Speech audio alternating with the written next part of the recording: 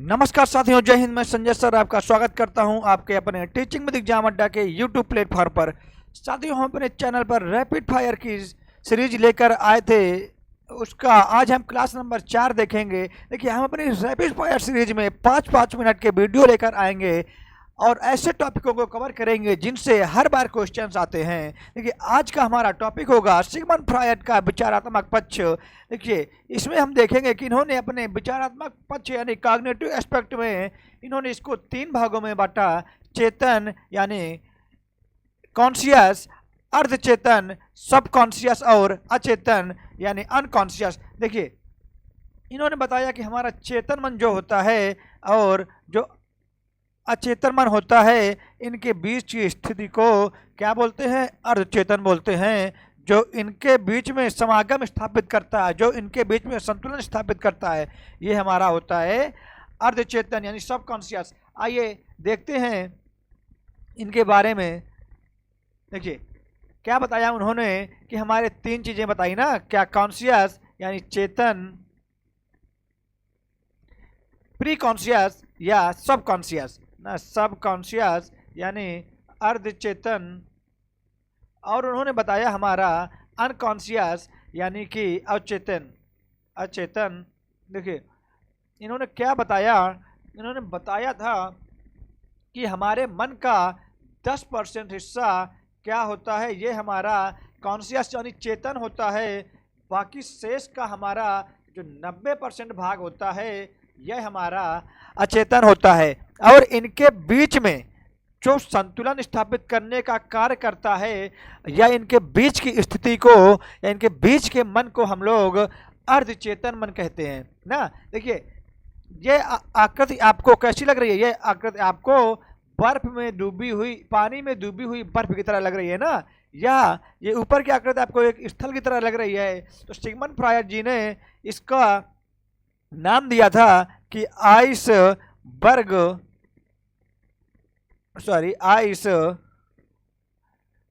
Theory या स्थलाकृति यानी कि ट्रोपोग्राफिकल थ्योरी, स्थलाकृति सिद्धांत ना। देखिए, ये हमने देखा कि हमारा 10% कॉन्शियस और 90% अनकॉन्शियस। अब देखते हैं कि हमारा यह मन कार्य कैसे करता है ना। देखिए, चलो समझते हैं हम। देखिए, ये हमारा ये हमारा हुआ चेतन। इनके बीच का जो स्थिति होती है, जो संतुलन स्थापित करता है, अर्धचेतन और ये अचेतन। हमने देख लिया ना, ये हमारा कितने % भाग होता है? यह हमारा हुआ 10%, यह हमारा हुआ 90% ना। अब देखिए क्या होता है कि 1 मिनट। देखिए, जो हमारा चेतन मन हमारा क्या होता है, इस मन में हमारे जो हमारे पूर्व ज्ञान होते हैं ना, पूर्व ज्ञान यानी पूर्व विचार यानी पूर्व की घटनाएं ना, इनके साथ में क्या होता है? इनके साथ में जब बाहरी ज्ञान से अंतः क्रिया होती है ना, क्या होती है? अंतः क्रिया होती है। तो इस ज्ञान में क्या होता है? इस ज्ञान में बदलाव होता है ना, इस ज्ञान में बदलाव होता है और इस ज्ञान का विस्तार होता है। ज्ञान का विस्तार होता है और बदलाव या संशोधन होता है। ठीक। और देखिए क्या होता है, चेतन मन में हमारे विचार हमेशा आते रहते हैं ना, नए विचार प्रवेश करते रहते हैं, और यह विचारों का 10% भाग इसमें रुक करके जब ये विचार हमारे पुराने होते जाते हैं, तो किसमें? अर्धचेतन मन से होते हुए अचेतन मन में जाते हैं। कौन? पुराने विचार ना, पुराने विचार।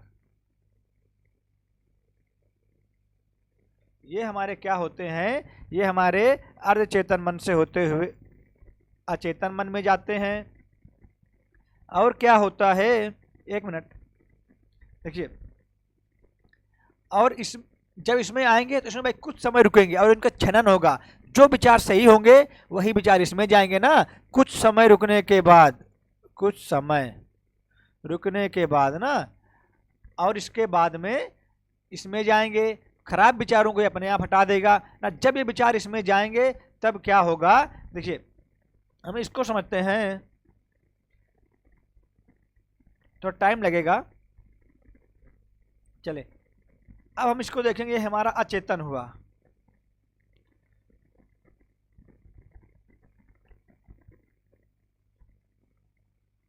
ये हमारा चेतन,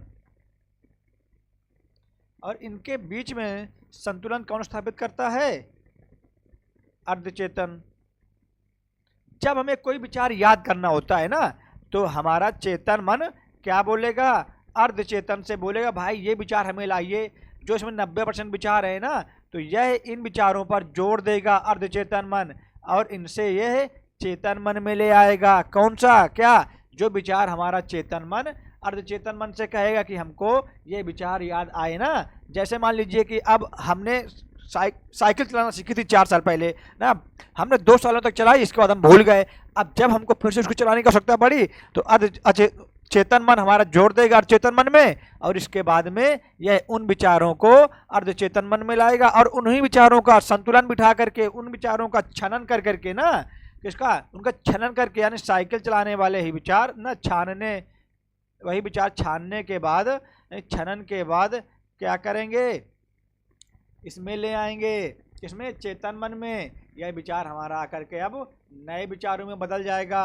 और ये विचार हमारे पुराने विचार होते हैं ना, जो दबे कुचले इच्छाएं वगैरह, ये दबे कुचले विचार होते हैं ना, ये हमारे 10% होते हैं। देखा हमने। देखिए क्या होता है, अगर हम किसी वस्तु को 14 दिनों तक रिवाइज नहीं करते हैं, मतलब अगर हम किसी वस्तु को पढ़ने के बाद 14 दिन तक रिवीजन ना करें ना, तो वह धीरे धीरे हमारा भूल जाता है। लेकिन 24 घंटे में ही हमारा किसी विषय वस्तु का 60% भाग भूल जाता है, लेकिन 14 दिन में यह पूरा भूल जाता है। ये कॉन्सेप्ट आपको याद रखना पड़ेगा कि 14 दिन में पूरा भूल जाएगा, लेकिन 24 घंटे में ही अगर दोबारा रिवाइज ना करें तो काम की चीज़ें हमें याद रहेंगी, बाकी 60% भाग हम भूल जाते हैं। आइए अब देखते हैं इनमें अंतर क्या होता है। आइए देखिए, अचेतन मन, चेतन मन, अर्धचेतन मन, अचेतन मन। देखिए चेतन मन क्या होता है, यह हमारे मन की जागृत अवस्था होती है ना, जागृत अवस्था जो हमेशा जागृत रहता है, जिसमें हमेशा नए विचार आते रहते हैं ना, इसमें विचार आते रहते हैं, इसमें विचार आते रहते हैं ना, और ये सक्रिय विचार आते हैं ना, लगातार विचार, सक्रिय विचार, जागृत अवस्था ना। लेकिन ये हमारी शॉर्ट टर्म मेमोरी होती है। मैंने बताया आपको कि आएंगे विचार, कुछ समय रुकेंगे उसमें, इसके बाद में अर्धचेतन मन में जाएंगे, छनने के बाद में अचेतन मन में चले जाते हैं ना। देखिए यह हमारी इनके बीच की स्थिति है, किसके, चेतन और अचेतन के, संतुलन करता है, संतुलन का काम इसका होता है। लेकिन यह हमारे कंट्रोल से बाहर होता है, इसी में हमारे सारे विचार जाकर के जमा होते रहते हैं ना। विचार स्थिर रहते हैं ना, जमा होते रहते हैं, स्थायी रहते हैं, स्थायी स्मरण है, इससे विचार हमारे डिलीट नहीं होते हैं। जिनको डिलीट करना होता है उनको यही डिलीट कर देता है ना। अब विचारों का संकलन इसमें रहता है, आपको बताया मैंने। देखिए ये हमारी विचारात्मक छन्नी होती है ना, स्थानांतरण करने के बाद ये हमारे विचारों को छान कर भेजती है। मैंने बताया आपको, अभी समझाया था उस चित्र में। ये हमारे, देखिए ये हमारे कभी नहीं भूलने वाले विचार इसमें जमा रहते हैं ना। ये हमारे विचारों की नवीनता और संशोधन, बताया मैंने आपको क्या करता है, जब नए विचार आएंगे ना, और ये पुराने विचार बाहरी विचार के साथ, नए विचारों से अंतरक्रिया करके विचारों में संशोधन करता है, और यही विचार इसमें उपलब्ध रहते हैं हमेशा। इसी को मेमोरी बैंक बोलते हैं, क्योंकि यही हमारा संतुलन काम करता है, और ये हमारे सारे विचारों को याद रखता है। लेकिन भेज यहाँ जाता है जब ये इसमें जोड़ डालता है, क्या, जब ये इसमें जोड़ डालता है तो ये उन्हीं विचारों को इसमें ले आता है ना।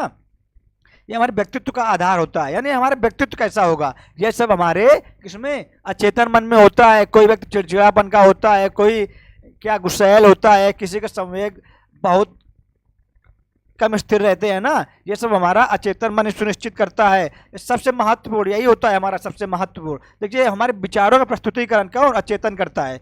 बताया ना आपको, जो नए विचार आएंगे जब उनको, देखिए मैंने बताया आपको साइकिल वाला, मैंने एग्जांपल दिया आपको, कैसे ये इसमें जोड़ देगा, किसमें, अचेतन में, ये उससे विचार लेकर के इसमें ले आएगा ना।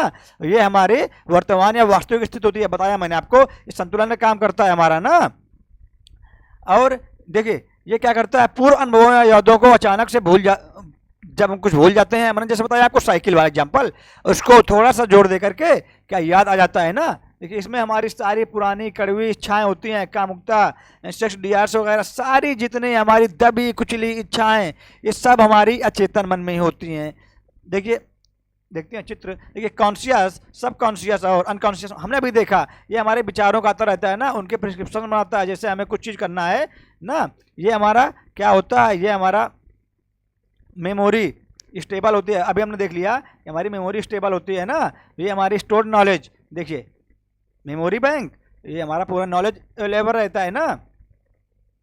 और इंस्टिंक्ट्स मैंने बताया आपको, फियर्स वगैरह, सेल्फ मोटिव वगैरह, जो अपने को पहले सोचे ना, ये सब हमारी किस में आती हैं, देखिए अचेतन मन में आती हैं ना। ये हमारा हुआ आज का, इसका सिगमंड फ्रायड जी का, हम इसको आइसबर्ग थ्योरी बोल सकते हैं या कॉग्निटिव एस्पेक्ट यानी विचारात्मक पक्ष।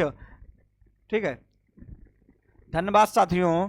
अगर आपको हमारी क्लासेस अच्छी लगती हों तो हमारे चैनल को सब्सक्राइब करना ना भूलें और हमारी क्लासेस को शेयर करना ना भूलें। थैंक यू, धन्यवाद, जय हिंद।